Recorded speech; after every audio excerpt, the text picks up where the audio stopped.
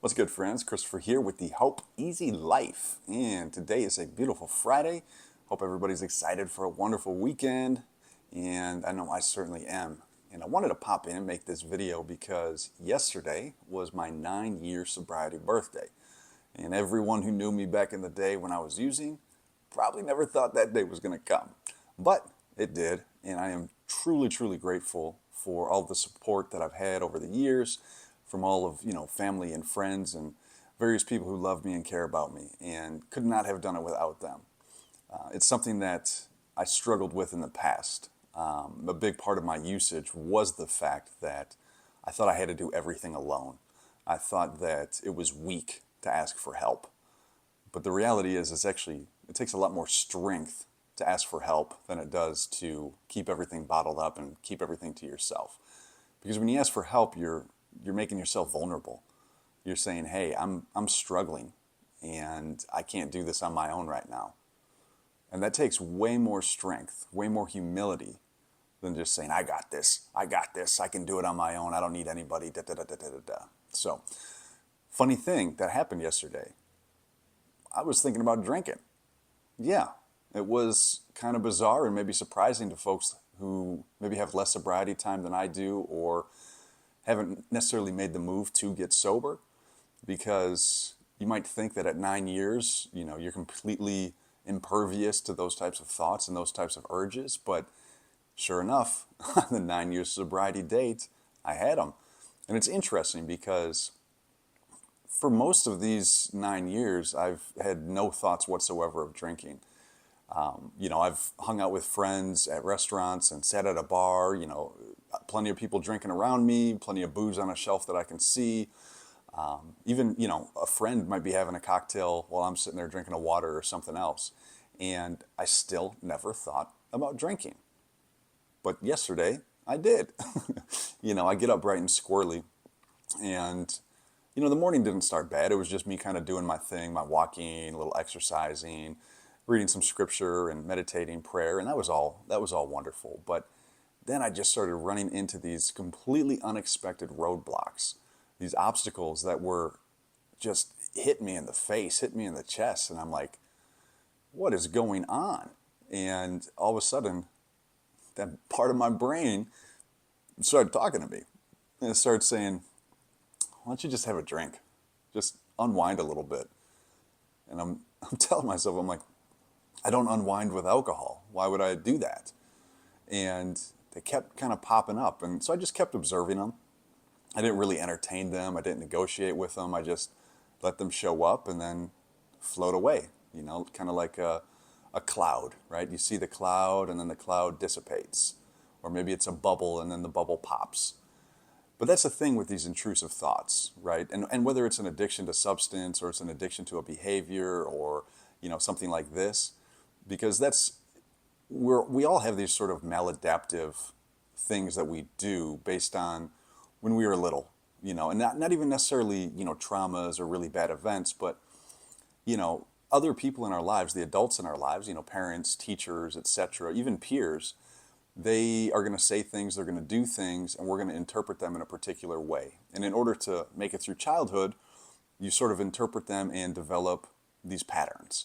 Now, not all of these patterns are bad, of course, but inevitably, you're going to develop some faulty programming in your head in these maladaptive patterns. And that's what we work on as adults, is how to get through those maladaptive patterns and how to ultimately replace them with healthy patterns, because that's what makes a healthy adult. And so I just wanted to, make a quick little video. I wanted to thank everybody who threw some support my way yesterday. I really, really appreciate it. Prayers do work, by the way. And I just am so grateful for each and every one of you that, watches my content or, follows me on some other platform, interacts with me, knows me face to face in real life, supports the book that I'm writing, whatever the case may be. I'm truly, truly grateful. And so, to end things, I do want to just bring up the fact that my book is going to be coming out on October 28th. That is the anniversary of my brother's passing when he took his life. And so what we're doing is we're transmuting that day. The day that was the worst day for my family is now going to be sort of a turning point, sort of a catalyst for a lot of good in this world, a lot of service to other people. And I'm so grateful that I have the wonderful parents that I do have. My mother was a teacher for her whole career, and she really enjoys editing and revising other people's story to really bring it to light and help them tell it in the right way. And so she's been working on kind of revising and editing my book. She should be wrapped up with that by Monday, and then that'll give me enough time to kind of go through it myself, make any last minute tweaks, work on getting everything set up to have it published. First going to be the Kindle version because that's obviously the easiest one to get published. From there, I'll then be looking at doing a paperback version as well as an audiobook, and then ultimately a special edition.